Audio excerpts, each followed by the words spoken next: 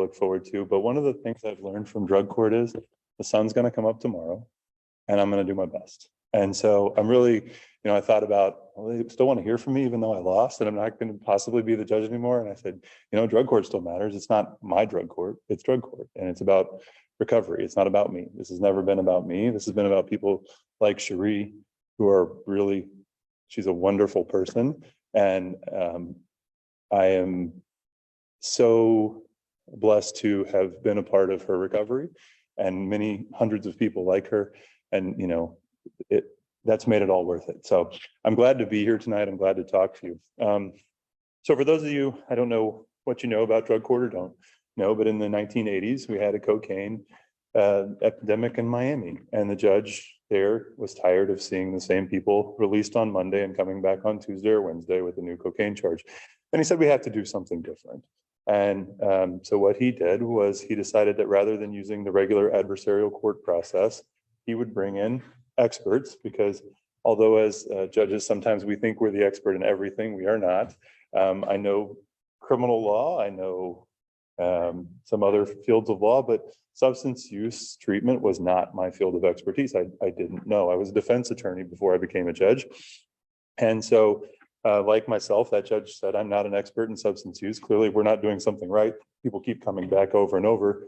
Jail is not a deterrent for this cocaine epidemic. People were continuously coming back, and we realized that. So he decided that he would start a multidisciplinary team, including licensed chemical dependency counselor, licensed professional counselor, and we would do things differently. Now, fast forward almost 40 years into drug courts now, they've spread from the one in Miami to thousands all across the country. They're in every state, they're in other countries, and it's just a different way of handling the criminal justice process. Here in Bexar County, we have, I want to make sure I get them all. There are 5 specialty courts that have branched off. Drug court is the original kind of catch-all, but now we've branched off into specific fields to kind of keep people that belong in the same group together. So here in Bexar County, we have a veterans treatment court for those that are veterans and have PTSD that led to the substance use disorder. We have a mental health court, which Judge Yolanda Huff oversees, and she deals with the mental health side. We often work together because we know those two things often intertwine, mental health and substance use. So we try to determine which problem needs to be addressed first and then go from there. And sometimes we end up moving people back and forth between our dockets because one's more appropriate than the other. We have a DWI specialty court, which focuses on DWI repeat offenders. And we have a new domestic violence court. So one of the things that's been a real challenge for drug courts historically is that funding is an issue, right? And the governor's grant funds a lot of treatment courts. One of the disqualifiers for funding is a violent offense. Judge Rosie Speedland Gonzalez is the judge of County Court 13 that handles our domestic violence cases. And she was a defense attorney in drug court with me. And she always advocated that we change that because there's a lot of people, you guys probably know this, that are not violent except when they're under the influence of substances. And so, the same principle that applies to somebody that would steal to get money to buy drugs is that, we can apply the same principles to somebody that may get in a domestic violence situation because they're intoxicated, right? Generally not violent people when they're not intoxicated or under the influence. So she started that one, and it was one of the first 2 in the state. I'm not going to get into the conversation of which one came first, Dallas or San Antonio. I'll let them argue that out. But it was really a new way of doing this and to address all misdemeanor level offenses that stem from substance use disorder. So what do we do? Our team consists of a court manager, a case manager. We have 2 LCDCs and 1 licensed professional counselor. We have 2 probation officers, defense attorney, and a prosecutor. It is still court. There is still an adversarial element to it, but we try to remove the adversarial part because these are post-adjudication, which means the defendant's case has already been the guilty, not guilty part. If you're not guilty, you're not coming into drug court, right? If you're placed on supervision, then you'll end up on our docket if you meet certain criteria. So we use a quadrant risk needs model, right? So you have low risk, low needs, low risk, high needs, high risk, low needs, and high risk, high needs. In drug court, we only target high risk, high needs. We don't want to make anybody worse. We don't want to overtreat somebody.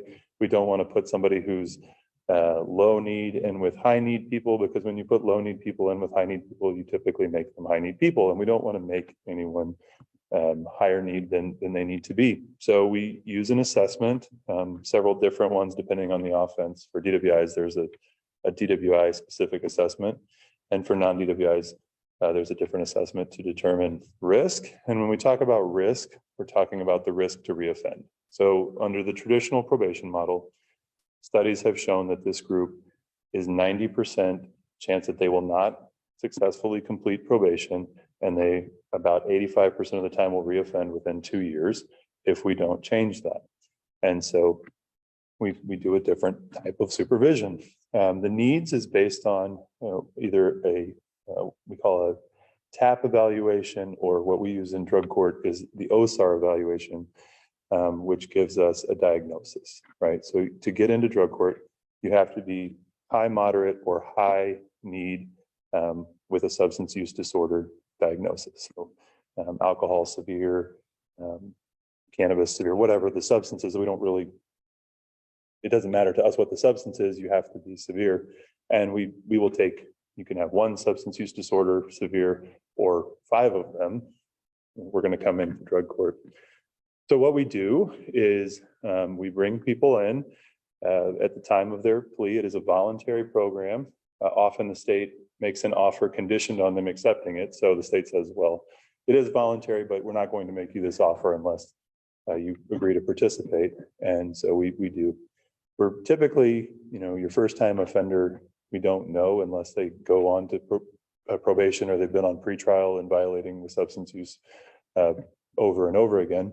So we're looking for people who have been arrested several times, or people who seem to struggle with showing up to court and doing things like that, right?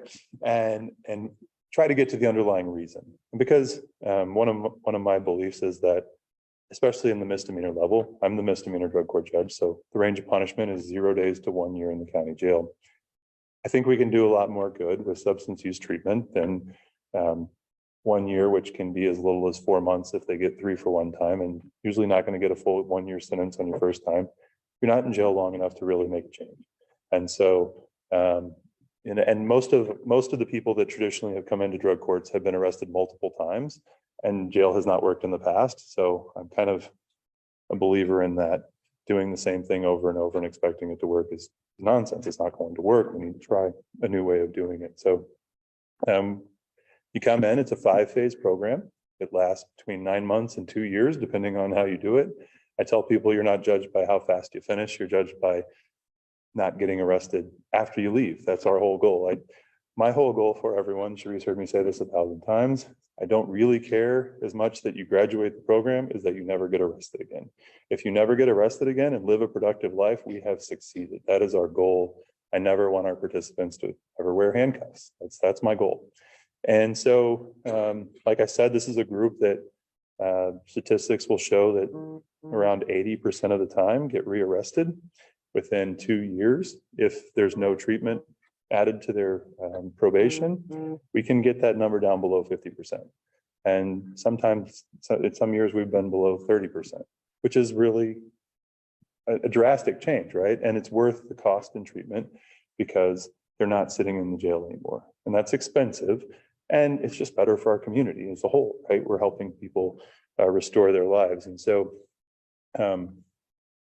it's a 5-phase program. The first phase is phase 1. We call it show up and be honest.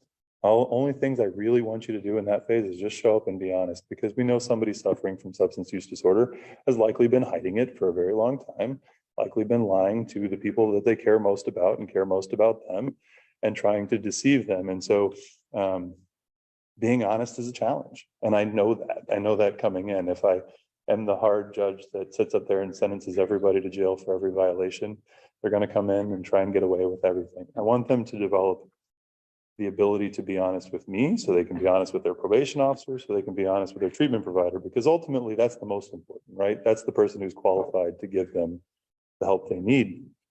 And we see every participant in phases 1 through 3 every 2 weeks in court. So we have a court proceeding. I don't wear my robe.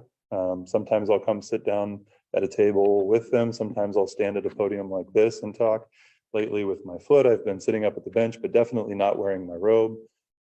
We have the participant come talk from a podium facing everybody else in the room. This is a group that has often suffered from trauma. They don't like people standing behind them when they're talking and presenting.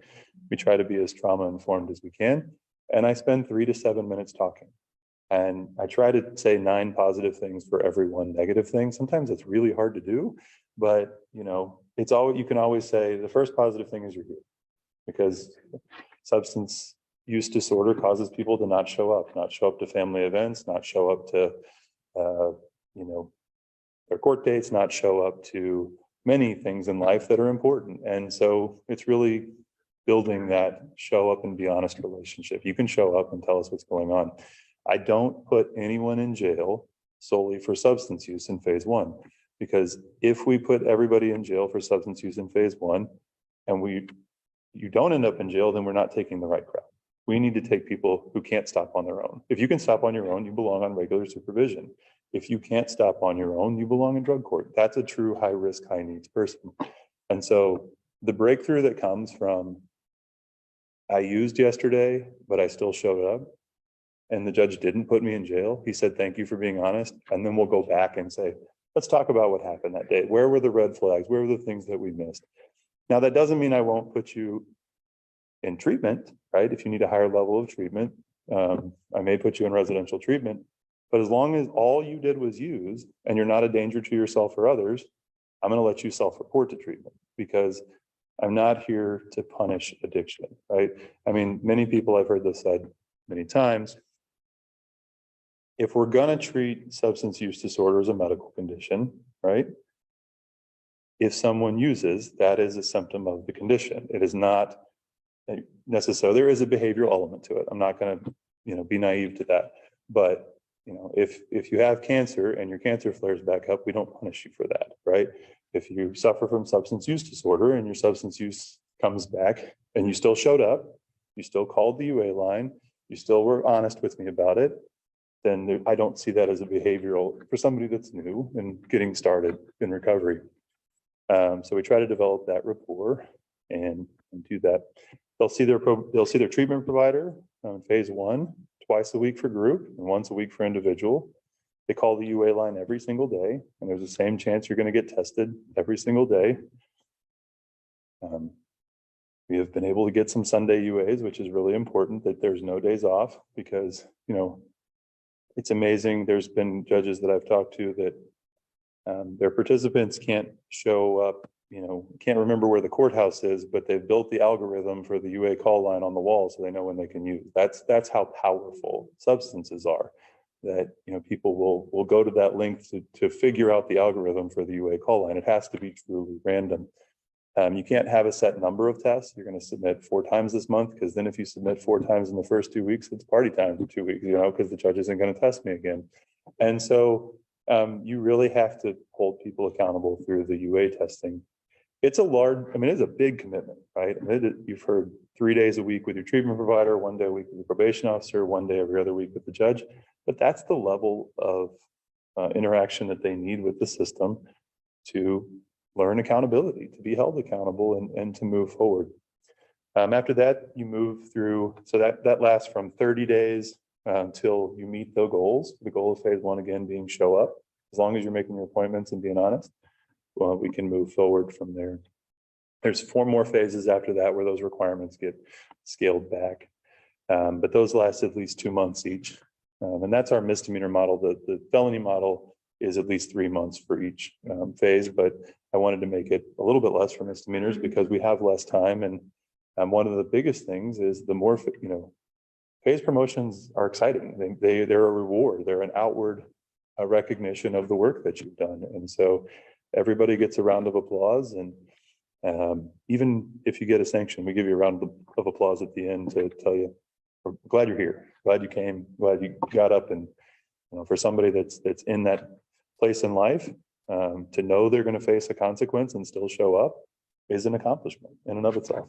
The fact that you're here is worth a round of applause. So you go through the 5 phases. Every drug court graduate will have achieved at least 6 months of sobriety by the time they leave the program. Usually we like it to be more like a year. They will have a GED or high school diploma. Most of our people will enroll in some post-high school education. They have a full-time job, and they've paid a program fee, which helps some accountability in paying back and paying for the next person to begin their treatment. The greatest accomplishment of my last 7 years as the drug court judge is the drug-free babies. I think we're somewhere between, last count, 10 and 20 drug-free babies. I know we'd had 10 after year 4, so I think we're close to 20 now.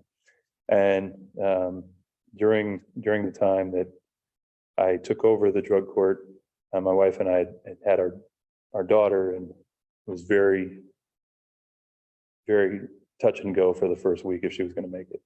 And it really affected me, to the point of, every person that came in my courtroom that was expecting a child that was under some sort of substance abuse charge, I just couldn't let that go. So, I became known, if you come into Judge Stolhanske's court and you're pregnant, you're probably going to get UA'd.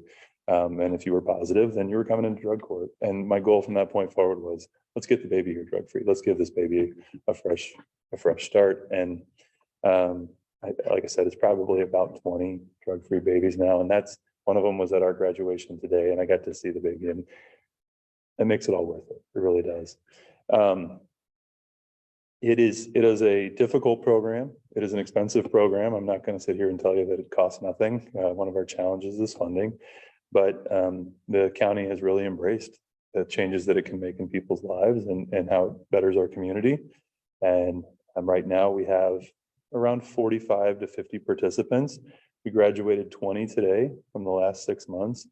And hearing their testimonials and seeing the changes and remembering where they started makes it all worthwhile. One question that I always get is, I have a family member and I'd love to get them in your program. My first question is, are they in the justice system? And if the answer is no, I don't want them, okay? I don't want people to come into the justice system to get treatment. There are so many great treatment options in this community for people that are not in the justice system. I know, and background of some of our people here, we feel like we've tried everything. I think the justice system is a great place. Obviously, it's where I've worked for for my entire career, but it's not the place to put someone to get treatment. If they're already in justice involved, then absolutely, we want to be there. But if you need help, there are ways to do it, right? And keep trying. I think I have the record from a graduate. He had been to 7 prior inpatient facilities for residential treatment, and the last one worked. And I was so excited because I'd sent him to a new residential facility that I'd never used before. And I bring people in after they're off probation, and we can have a little bit more of an informal conversation, get some feedback. I said, tell me about the place you went. I'm so excited. I'm going to send everybody that needs residential there because 7. And he looked at me and he said, it was nice. It was no different than the other. The difference is I was ready. I was tired of it. And so, there is no miracle. This place is going to fix it. We keep trying. And we, if it didn't work last time, okay, we're going to try again. Maybe we use a different facility. Maybe we don't. Maybe they find the right counselor. Maybe they find the right sponsor. But we're going to keep trying. And that's been my sort of MO as a judge, right? I played basketball in high school and in college. And one of my favorite quotes is from Michael Jordan. And, Michael Jordan has been known as a pretty hard teammate. If any of you watched that documentary on their last season, he and Scottie Pippen are probably not on the best terms these days. And he and Isaiah Thomas are definitely not. But Michael Jordan's big thing was, I can't accept not trying. As long as you're trying. And that's my thing that I tell the participants all the time is, if you're trying, I'm going to keep working with you. I'll keep giving you chances. If you're not a danger to the community. Now, if you're a danger to the community, obviously we have a place that you need to go until you're not. I try not to use it unless we have to, because there's, not a lot of positive encouragement in that facility. And if you're trying, I'll keep working with you. And I think we've had probably about 300 or 400 graduates over the last 7 years. And like I said, over 50% of them have not been rearrested. I had one of our graduates from 4 years ago that came to our graduation today. And I said, how are you doing? And she said, 4 years ago, she showed up to her first court review intoxicated, and she was heavily intoxicated to the point that I had to send her to the county jail because she could not leave. And we talked about that today, and she's now working on her way to be an engineer, she became a diesel mechanic while she was in the program, and now she's working for a facility, and she's on her way to be an engineer working on. That's what we want, right? We want to help people. I have a lot of things that I go back to with our participants, and Cherise probably cringes when she hears me say these things, but one of my favorite things to do is people that come into the program in phase one are typically very defensive, right? They don't have a problem. I'm their problem. If I would just leave them alone, they would do just fine. Never mind the fact that they've been arrested 5 times in the last 2 years, but I'm the problem, right? The system is the problem. And I'll have a room, we kind of stand like this, and we'll have 30 or 40 people in there. And I'll say, how many of you have ever been arrested sober? And then all of a sudden only maybe one hand will go up, and I'll say, were you stealing or doing something to get so you were no longer sober? Well, yes. And so when we get to that point, I can make the point to them, you guys are great people when you're sober. You don't commit crimes, you don't get arrested when you're sober. And if you do, it's to get where you're no longer sober. And so if we can address sobriety, if we can treat the substance use disorder, we can get back to being great people and continue being great people. And that's why I love working with this group. I really do. It's a group of people that there's a lot of stigma around. A lot of people in our society look down on and say, throw them in jail. I will tell you, I'm not the judge at the courthouse with a reputation as the nice, soft guy that lets everybody go. Like, that's not my reputation.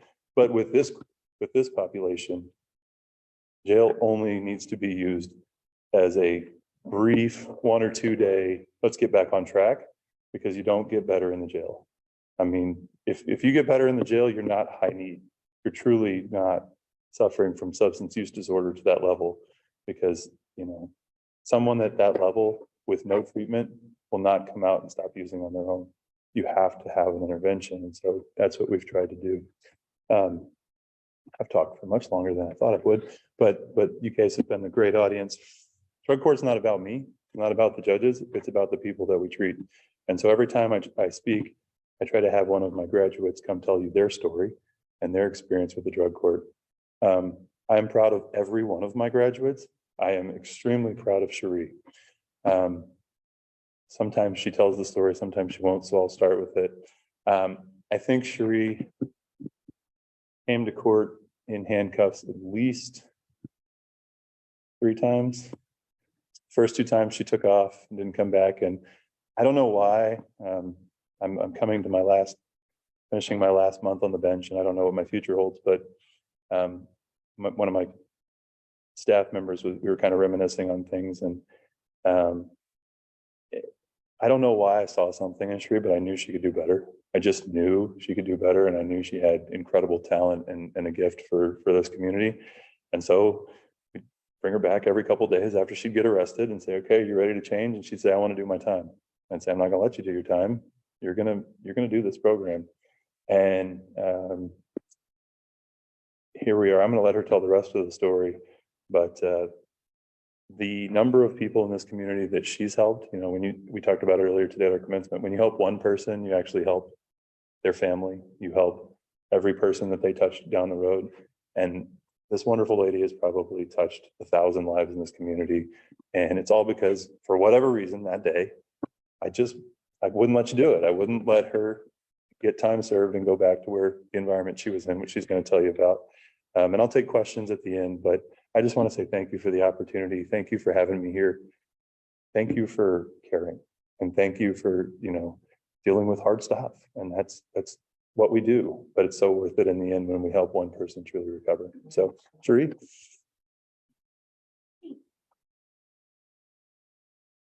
This. I love karaoke. My name is Cherise, and I am a person in long-term recovery. And what that means for me is I have been sober since the 25th of May, 2018. By the grace of God and my family is very thankful for that. I used and abused substances for about 15 years, and I did keep getting arrested. You get to the point where things aren't just working, whether it be the drugs you're taking, the lifestyle you're trying to live, and I kept running in with the law. And I kept going to County Court 11, and he was like, we got to do something's got to change. And so he sentenced me to treatment. I was like, no, you can just let me go home to my mom's house. Yeah, no, he didn't let me go home to my mom's house. And so I went to treatment. And it was one of those things where you don't know what's good for you anymore. I was that person that they say in the book of Alcoholics Anonymous. I was beyond human aid. There was nothing in the world that was going to get me sober. He was talking about levels.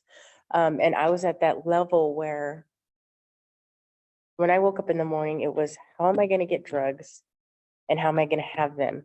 Maybe every couple of days I'd think about food, but that wasn't important, right? What was important was, how was I going to get high for the day? And I didn't think I had a problem, right? I had lost everything. I had lost my children. I have 4 beautiful children. I had lost my children. I didn't have a job. I didn't have a car. In the last 4 months of my addiction, I lived in a tent, if that kind of gives you a range of how bad it got. But I didn't think I had a problem because I was still alive. And as funny as it sounds, I just thought I was having a bump in life. Oh, this just happens. People just lose houses and cars, and this is just what happens. Don't I know it's weird. It's just your mind is just. I think I was at the point where I didn't want to face reality. I didn't want to surrender, because if I had to surrender, I had to realize the damage that I had caused to my life. And it wasn't until I went to treatment when I got to really look at the damage that I had caused. And I think that was that turning point, because I had to wait in jail for about 7 days before they had a bed ready. And I was sitting in my bunk. I had a top bunk, and I was sitting in the bunk, and I was like, God, I don't know what to do anymore. I really don't. And I had that moment where if this is the opportunity for me to do something different, I'm going to do it.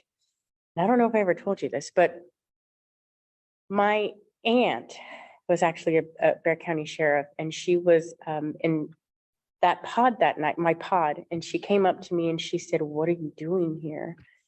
And I explained to her, and she said, I told her I was going to treatment, and she said, go to treatment and don't ever come back. And I said, okay. And so I went to treatment, and then as soon as I finished treatment, I started attending drug court. And when I first went to drug court, I was like, I have to see this man again. And it's funny because he's like so much taller than I am. And I always think that people that are taller than me are super intimidating, but he has this demeanor, and he's just so nice and gentle. And I was like, he's really nice. Hard to be like mean and defensive to somebody that's super nice to you. And that was the first real interaction that I had with somebody that genuinely cared what happened to me.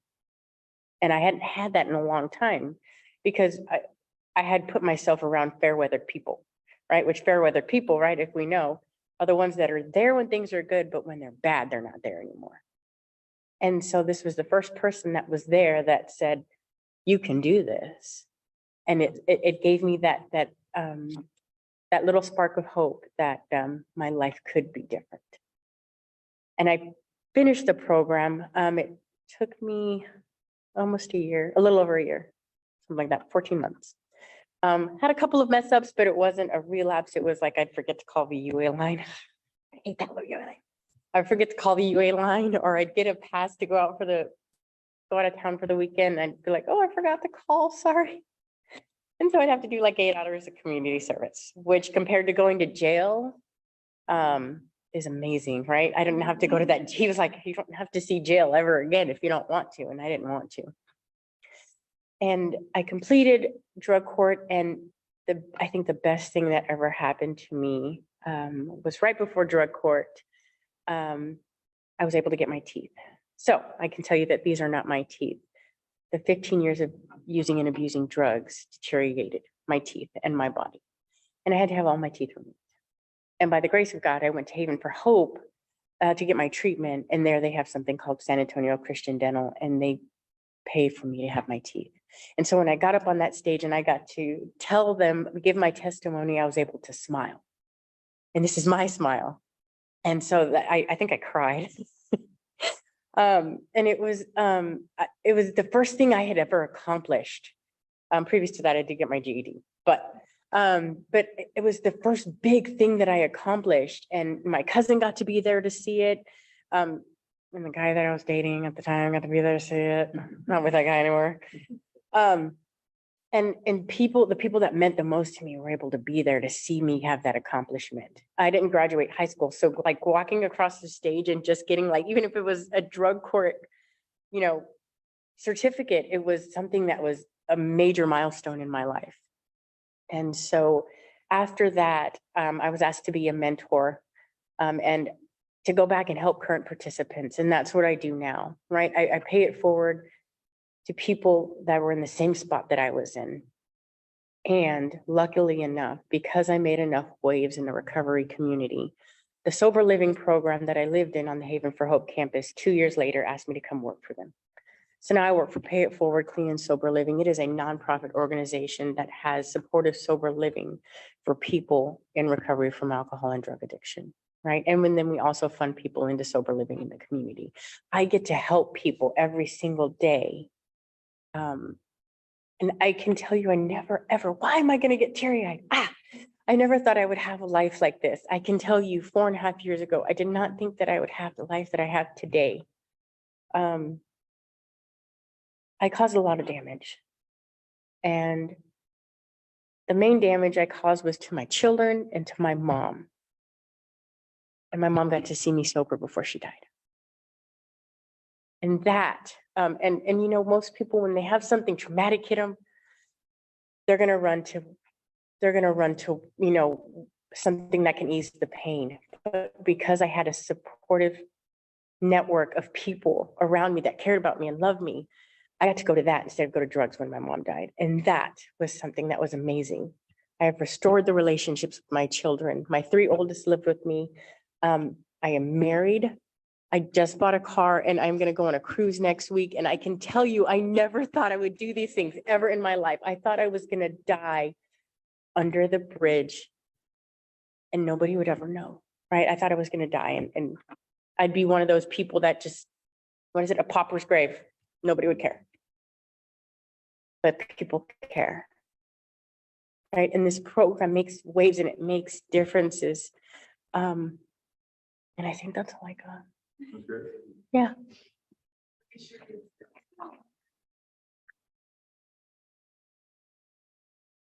And it happens all the time. And for those that are, still struggling, this is the hope, right? I mean, she gives a lot of hope to a lot of people.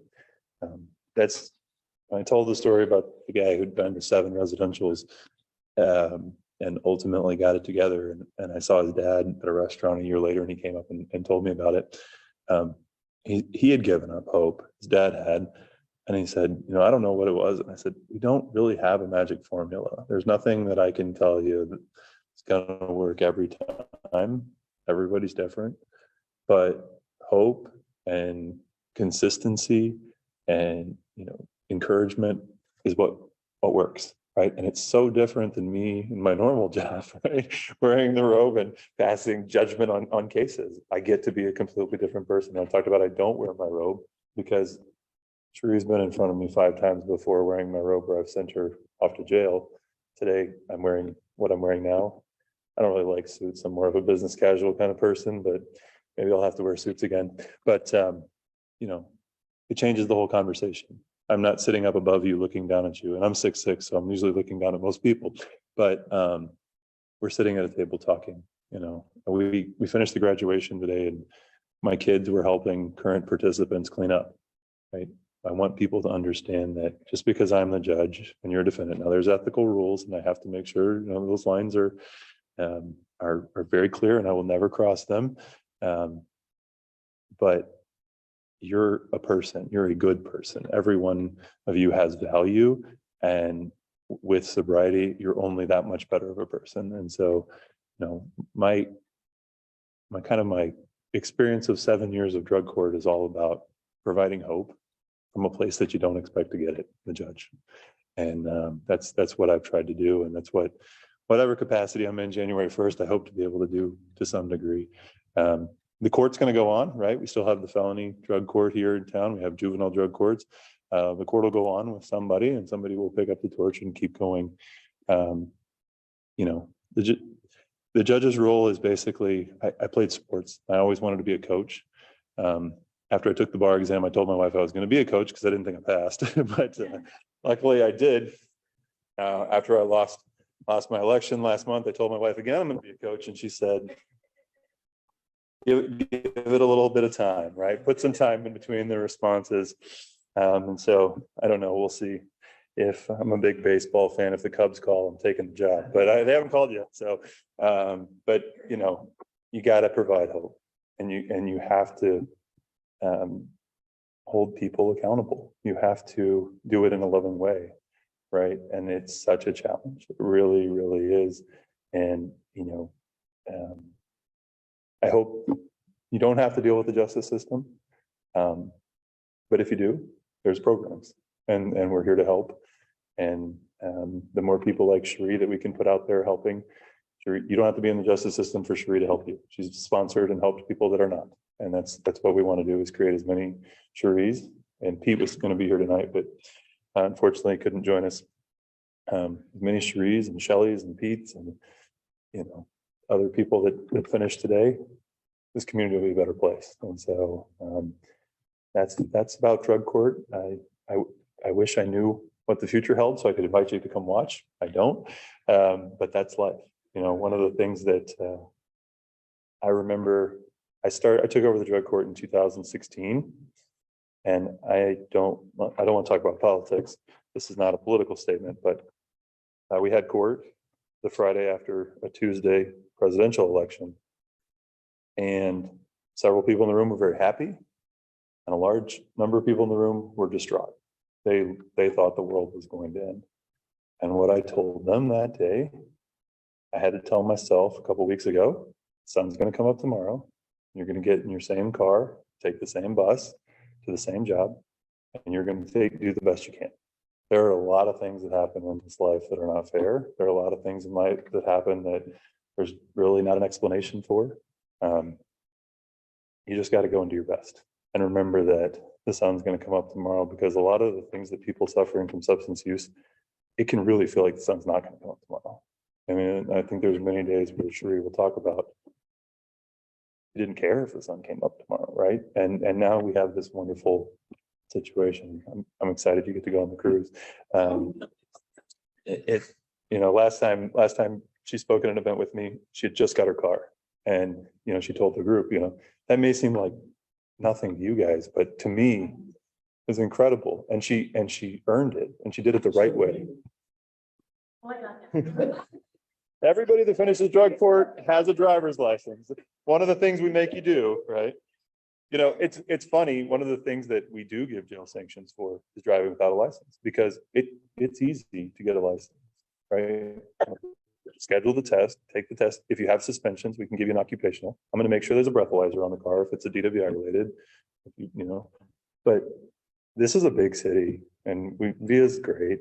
I mean, they do the best they can.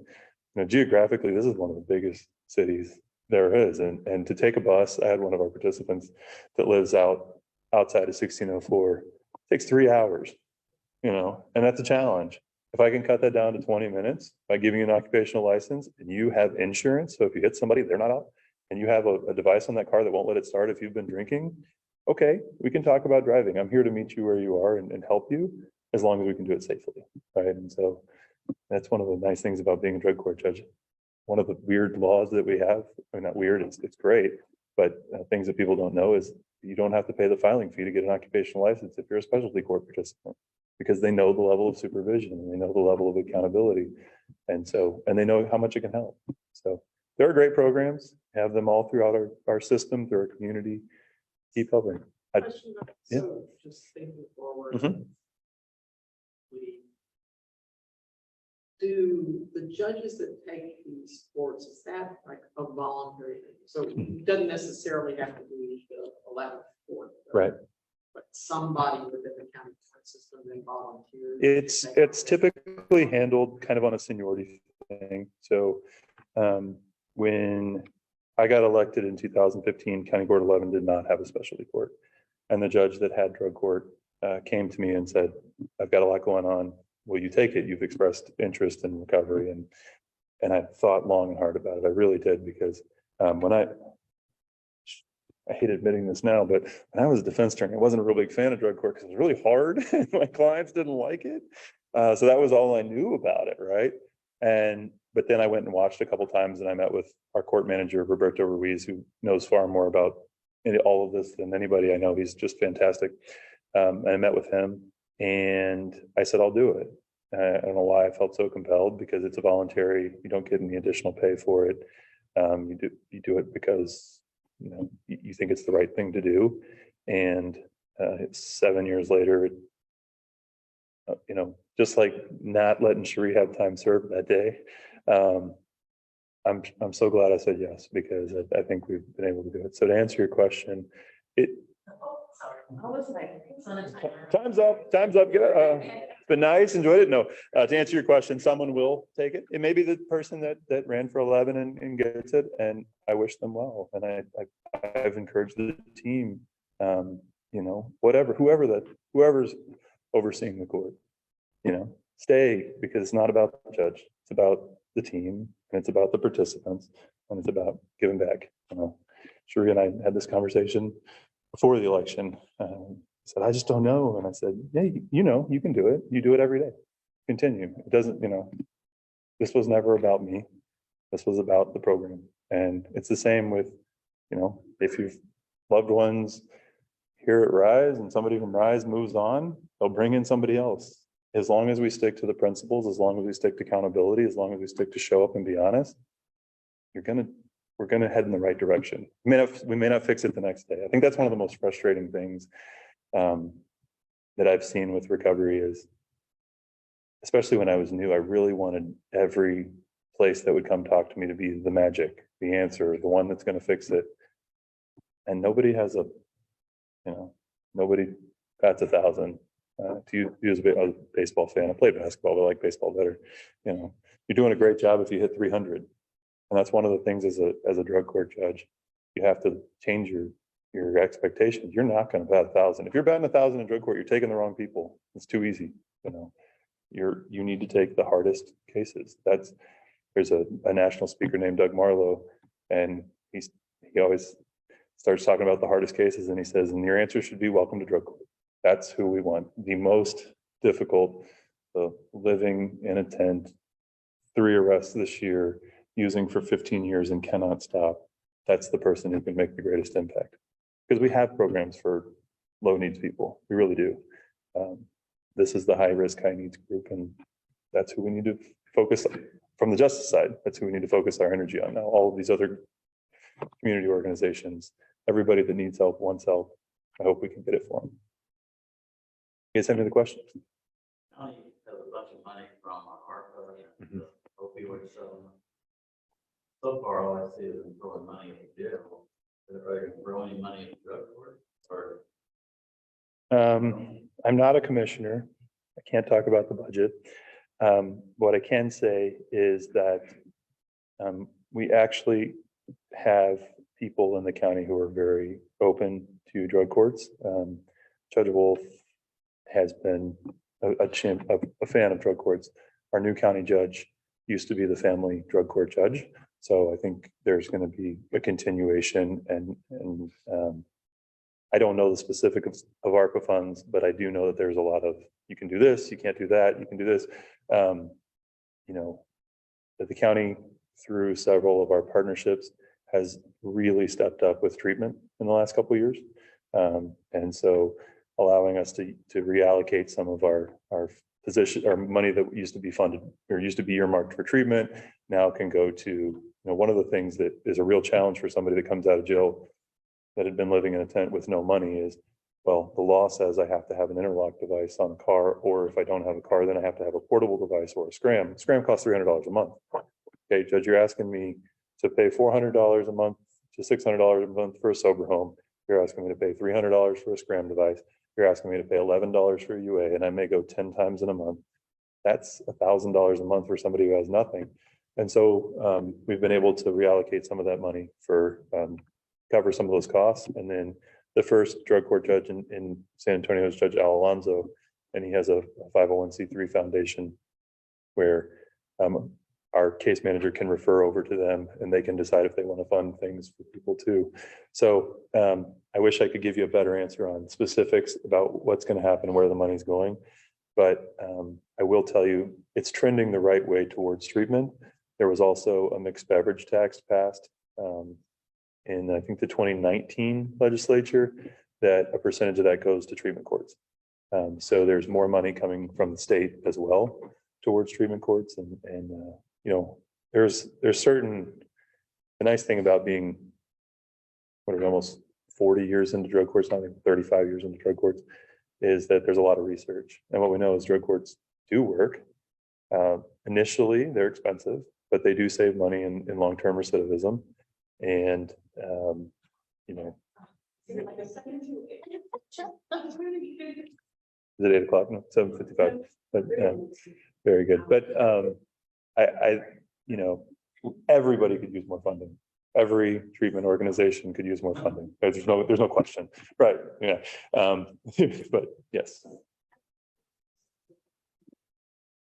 Assist in drug court with those substance user that maybe have a treatment plan that is not like in that we slow down or like we want to. This has been one of the great things. Well, yeah, this has been one of the changes just since I've been in drug court in the last 7 years. Right as I came on, there was kind of a shift from you know, no medically assisted treatment in drug court to now we're at a place where the national drug courts are telling us, if you don't allow medically assisted treatment, you're not a drug court. I mean, it's really, I'm not a doctor, I'm not a scientist, but all the research that I've seen, that I've been presented with, you know, you can't have a rule that says nobody can do a medically assisted treatment. Now, I'm not going to prescribe it. I'm not qualified. I don't know. That needs to be between you and your doctor. And if you have 10 people in the room, you're gonna have 10 different opinions on medically assisted treatment and what works and what doesn't work. And one doctor will say this and one doctor will say that.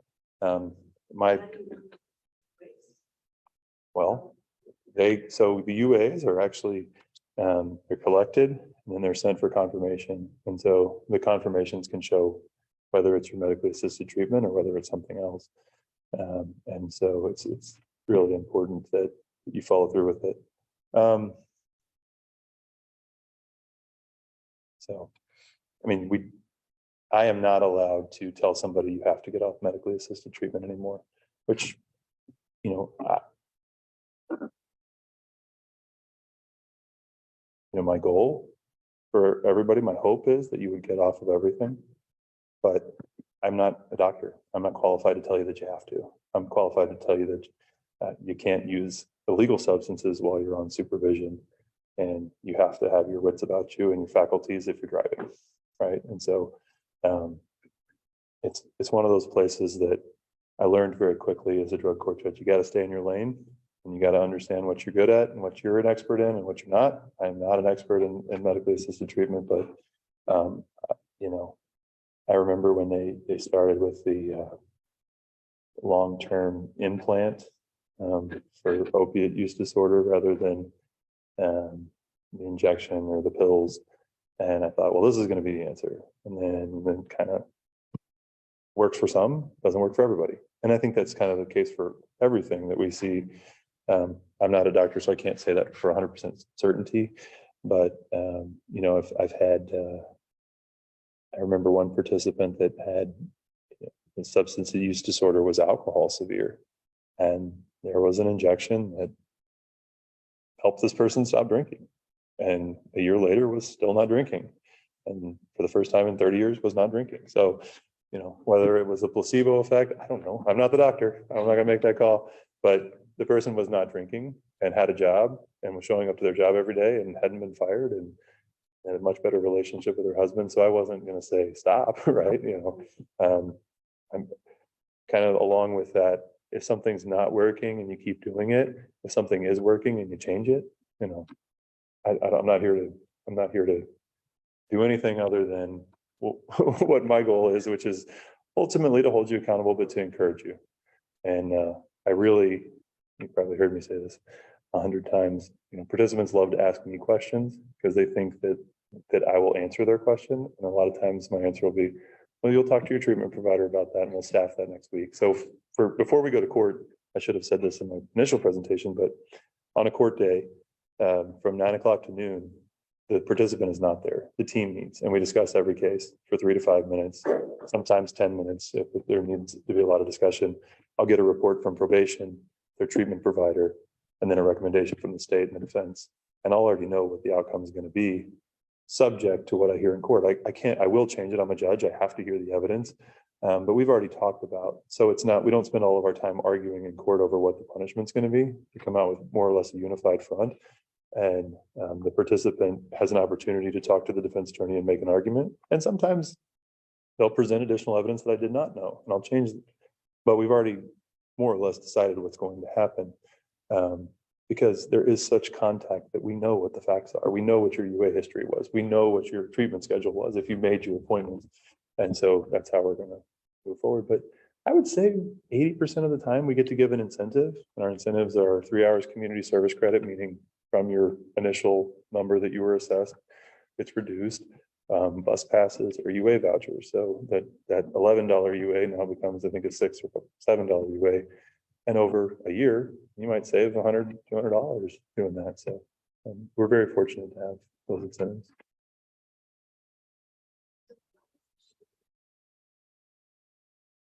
Mm-hmm. It was very, the county was very small.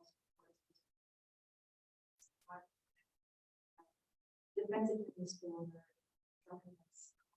would stay very involved and up to date as their clients proceeded through Illinois, like Virginia drug court. Right. Do you see that in your experience? Because of the number of contacts, right? So somebody that's going to be in the program, I think our average is about 12 to 14 months to finish it. You'll come to court between 20 and 30 times. So most hired defense attorneys are not going to keep coming unless their client's paying them. The public defender's office has an attorney, and it's post adjudication. So we're not determining guilt, innocence, but the public defender's office is at every court review, and every time the defense attorney is given the opportunity to make an argument, to make a record. And I mean, many times I've learned things and changed what we were going to do because of it. It is still court, right? It is still my decision. I talked about, we staff the cases, people make recommendations. I can't take a vote. I can't say, you get to pick on this one, you get to pick on that one. I make the decision as the judge every time. It is still court in that sense, but it is a team approach as to we're all pulling in the same direction. I mean, the state will recommend incentives, right? The state will talk about, you're doing a great job. The defense is never allowed to argue against their client, and they wouldn't, but the state, you get a really good prosecutor in there who really cares about seeing the program, they get invested in it and they want to see people be successful. And, some of the toughest prosecutors I've had have become huge drug court advocates, because you see what happens when somebody dedicates themselves to recovery. The completion of the program, are you still walking, is the completion of the program, do you still have the conviction? Well, it depends. Or is this like for education? Some people are there on deferred. Some people are there. There's a number of different approaches, right? So, one of the things is you have to incentivize people to want to come in, and that really comes from the state. The judge can't say, well, you're going to do this. I can't negotiate with people. I assess the sentence, but most of the time it comes from the state. If they're on deferred, obviously, then it's not a conviction at the end if they successfully complete. So sometimes the state will give deferred when they would not have otherwise given deferred. One of the things that the state will often do, if somebody has 2 charges, they'll go forward on one and hold the other and say, if you complete this case, we'll dismiss the other one. Some states I think Ohio has, for certain offenses, you can get an expunction. And the case is off your record if you successfully complete drug court. We don't have that statute in Texas, but they're in the new family violence program. If they complete it, because it's a pretrial program, there's no conviction, and they can get an expunction at the end of it. So it's a great incentive. The hard part with that is there's different ideas. Obviously, we'd like to catch every high-risk, high-needs person at their first arrest. In drug court, we're not always dealing with first arrest. And so, it's Ohio will let them go back and expunge all offenses other than a certain list of offenses that can't be expunged. Maybe that'll happen in Texas. One of the nice things about being a judge is I can tell you, I don't have anything to do with that. Call the legislature, talk to them about it. I mean, people always ask you, what do you think about this or that? And my answer is, judges, we don't really have opinions. We impose what the legislature tells us to do. Now, with this treatment court, right, I get to help encourage people. I get to do a little bit more, but I don't get to have an opinion on what the law should be. What my opinion on the law should be doesn't matter. I'm going to do what it says I can and can't do. And drug court is one of the things they've given us some flexibility to give occupational licenses and do things like that. Any other questions? Make us all jealous. It's raining and cold outside and you're going on a cruise.